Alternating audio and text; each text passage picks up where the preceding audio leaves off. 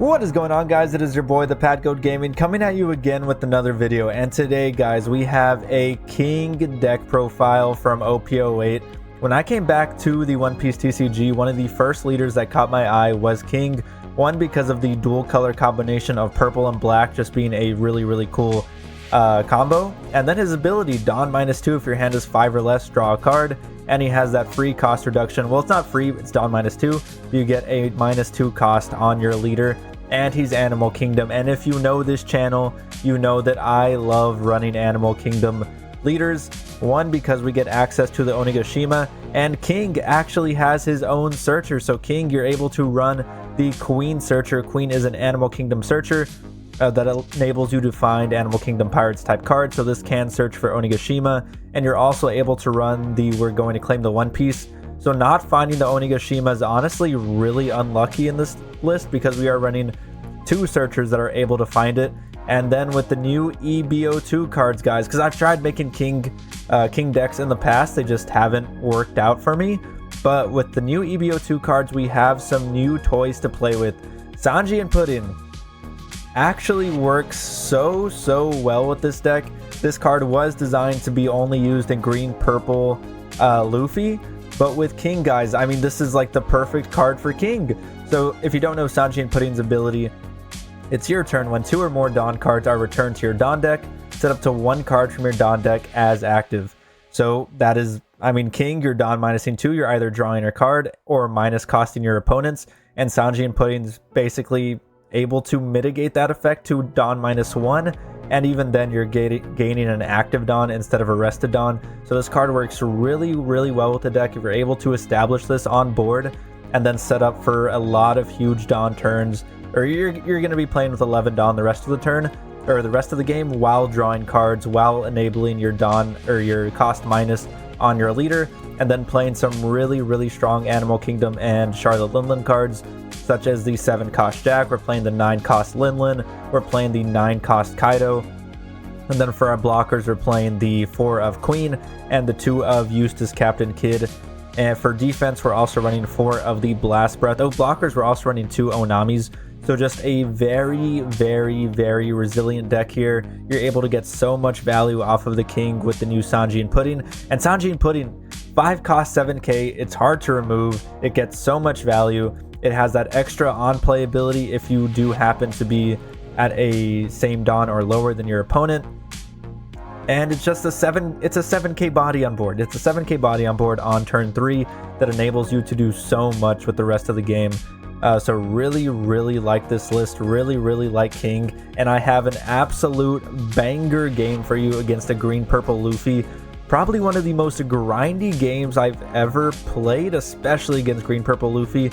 A lot of the times I'll have trouble stabilizing against that deck just because they get out to such strong starts.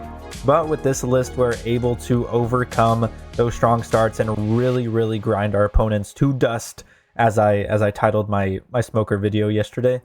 But yeah, guys, this is the King list. It is definitely, it's an interesting list. Like, a lot of people aren't playing King, so I don't have a lot to go off of, but this is just what my heart is telling me.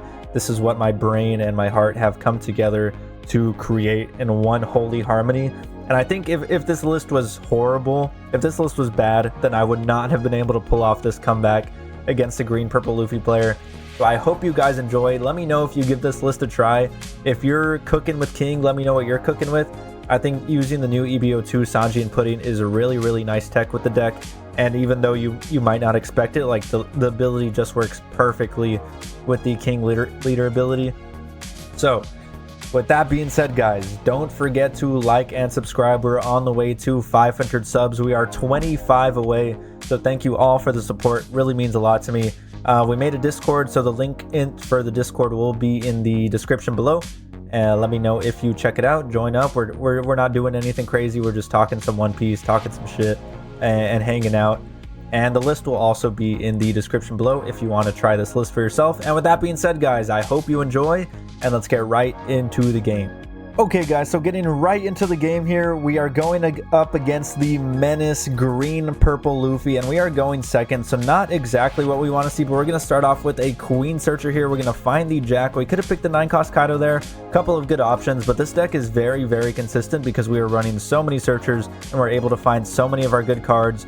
And so we're going to counter out of that first 5k swing because we want to be able to draw cards with our King ability, and we do have that Sanji and Pudding in hand. So we're going to be able to start utilizing that effect very early in the game, and that is exactly what we want. We want to get that card on board as soon as possible and then start going to work, boys. So here, going into our 4 Dawn turn, we're going to attach 1 to our King, swing for 6, and then play down our Onigashima Island and then start ramping up. We're going to ramp, we're going to go crazy, and we're going to get so much Dawn so fast and start outvaluing our opponent as the game goes on. So he's going to play down his Sanji and Pudding.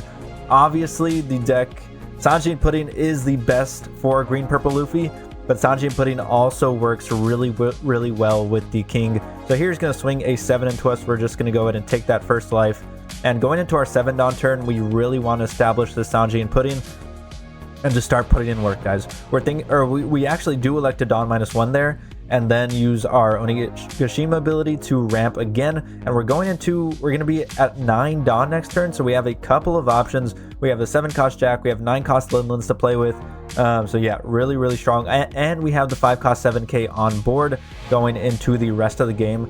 And the one thing about green purple Luffy is they do not run removal, guys. Like, once you have something on board, unless they swing into it, it is going to stay there the entire game, as you will see here. So here he's going to play another Sanji and Pudding. So a dream start for the green purple Luffy. This is exactly what they want. They're going to be getting massive Dawn turns here. They're drawing cards off their Sanji and Pudding. And honestly, at this point, I'm thinking, fuck, why am I not playing 10-drop Kaido? But we have to fight, guys. We will fight to the death, and we will show you the ability of King to grind. So here we're going to take another 7k attack. We trigger the Blast Breath, or we trigger the 1-cost event, and we find a Blast Breath. And going into our 9 Dawn turn, guys, here we're just going to we're going to start utilizing the Sanji and Pudding ability to its maximum potential. So we're going to play down the Jack, then we're going to use our King ability, gain an active Dawn from the Pudding, -2 cost the Sanji and Pudding, and then use our Jack ability, discard one of the Charlotte Linlands, and KO the Pudding. And then we're going to get to have a big swing here with the 7k, and then he uses his Nico Robin blocker, Dawn -1, and he's able to find a 2k Sanji. Then we swing another 7k, and with the Sanji and Pudding, we're able to still leave a Dawn up. We're going to be going into our 10 Dawn turn, again, because of the Sanji and Pudding ramp, because of our Oni ramp. So really, no matter how much we Dawn minus, if the Sanji and Pudding stays on board, we're going to be at 10 Dawn the rest of the game, regardless of how much we Dawn minus with our characters or our leader. So here he's doing his thing again, doing the Luffy ability, restanding Dawn, drawing cards, restanding more Dawn, and yeah, you just have to deal with it. And yeah, I thought I was cooked. He's at 4 life, we're at 2 life. He's still putting a bunch of pressure on us. He swings a 7k into us. Our main objective here is just to keep the Sanji and Pudding on board, because we want to keep having these 11 Dawn turns and sucking as much value as we can out of these cards, because that is the only way we're going to be able to take this game off the green purple Luffy. So he's going to swing a 10k there. We're just going to use a Blast Breath and 2k out of it just to stay at 1 life. And now we can start Charlotte Linlanding him. And we are low on cards, you guys, but this is where the King ability really comes in clutch. You're able to get so much card advantage off of it. So we're going to gain a life, put the Zoro to the bottom. We can use our King ability here to draw another card. First, we're going to swing a 7k into a Sanji and Pudding and start whittling down that hand of his, because he still does have 6 cards in hand, so we want to see that closer to 3 or 4 cards. We're going to use our King ability. We do find a Onigashima, so not what we want to see at all.